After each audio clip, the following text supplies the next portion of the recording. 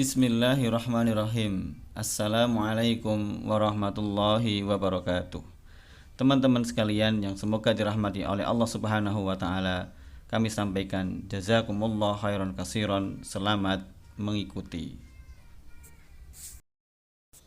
Bersama Al-Ustadz Edwin Setiawan hafizahullahu taala. Barakallahu fiikum. Bismillah, assalamualaikum warahmatullahi wabarakatuh. Innal hamdalillah nahmaduhu wa nasta'inuhu wa nastaghfiruh wa na'udzu billahi min syururi anfusina wa sayyiati a'malina may yahdihillahu fala mudhillalah wa may yudlilhu fala hadiyalah. Asyhadu an la ilaha illallah wahdahu la syarikalah wa asyhadu anna Muhammadan abduhu wa rasuluhu la nabiyya wa la rasula ba'dah. Allahumma salli wa sallim ala Muhammad wa ala alihi wa sahbihi wa man tabi'ahum bi ihsani ila yaumiddin. Alhamdulillahirabbil alamin. Puja dan syukur hanyalah milik Allah Subhanahu wa taala. Salawat serta salam mari kita aturkan kepada junjungan Nabi besar kita Muhammad sallallahu alaihi wasallam. Semoga kita termasuk golongan manusia yang mencintai pribadinya dan mengikuti langkah hidupnya. Allah Subhanahu wa taala berfirman dalam Quran surat Ali Imran ayat 31. Bismillahirrahmanirrahim. Qul in kuntum tuhibbunallaha fattabi'uni yuhibbukumullahu wa yaghfir lakum dzunubakum. Wallahu ghafurur rahim. Yang artinya, katakanlah Muhammad, jika kamu mencintai Allah, ikutilah aku. Niscaya Allah mencintaimu dan mengampuni dosa-dosamu. Allah Maha Pengampun, Maha Penyayang. Manusia diciptakan oleh Allah dengan dua unsur, yakni jasad dan ruh. Keduanya diibaratkan sebagai perangkat keras. Perangkat keras tidak mampu mengendalikan dirinya tanpa sistem. Begitu pula dengan jasad dan ruh. Keduanya juga memerlukan sistem. Sistem dalam diri manusia itulah hati. Segala apa yang kita lakukan bergantung pada apa yang terkandung dalam hati kita. Hati dapat menentukan gerak, tutur, dan seluruh perbuatan kita semasa hidup. Sebagaimana sabda Rasulullah SAW dalam riwayat Bukhari dan Muslim, bahwa di dalam diri manusia terdapat segumpal daging. Jika segumpal daging itu baik, maka baiklah seluruh tubuh. Jika segumpal daging itu buruk, maka buruklah seluruh tubuh. Segumpal daging itulah adalah hati. Maka sudah sepantasnya kita untuk senantiasa memastikan bahwa hati kita selalu berada pada koordinat yang tepat, agar segala perilaku kita juga berada pada koordinat yang tepat.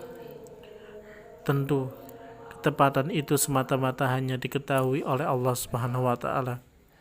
Kita hanya bisa mengikhtiarkan atau memaksimalkan semaksimal mungkin yang kita bisa lakukan sesuai petunjuk yang telah diberikan oleh Allah Subhanahu wa taala.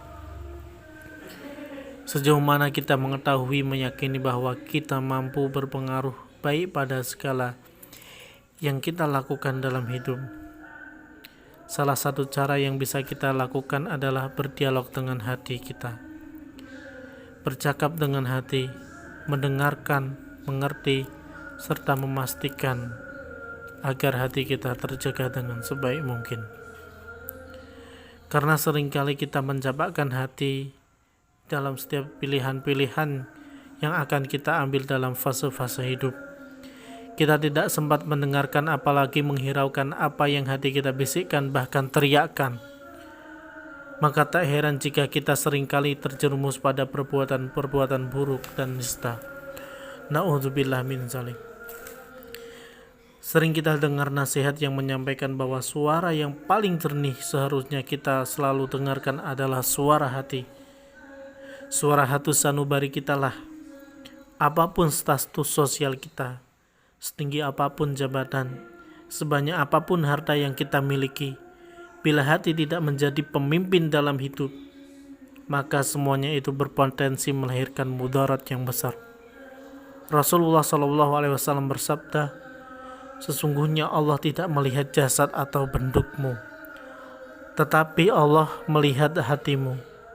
Beliau, Rasulullah, menunjuk dadanya.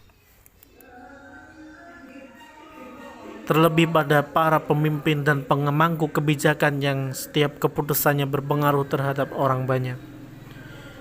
Bila pemangku kebijakan memberi ruang pada hati mereka untuk didengar, maka akan jarang kita temukan keputusan-keputusan para pemimpin yang merugikan rakyat. Jarang pula kita dapati potret pemimpin dan pemangku kebijakan yang tak pantas menjadi teladan, berperilaku koruptif, dan bertindak semaunya. Maka marilah kita jaga hati kita dari kotoran-kotoran yang dapat membuat hati kita menjelma, hati yang gelap. Sebab bila hati kita terpenuhi dengan kotoran, ia akan tertutup dari kebaikan-kebaikan yang ada. Dan bila hati kita tertutup dari kebaikan, maka jangankan kita mendengar suaranya, justru ia akan dapat menuntun kita pada perbuatan-perbuatan maksiat dan mudarat. Bismillahirrahmanirrahim. Yawma la yunfi'u malun wa la banun illa man atallahu biqalbin salim. Yang artinya, yaitu pada hari ketika harta dan anak-anak tidak berguna kecuali orang-orang yang menghadap Allah dengan hati yang bersih. Quran Surat Asy-Syu'ara ayat 88 sampai dengan 89. Terima kasih. Assalamualaikum warahmatullahi wabarakatuh.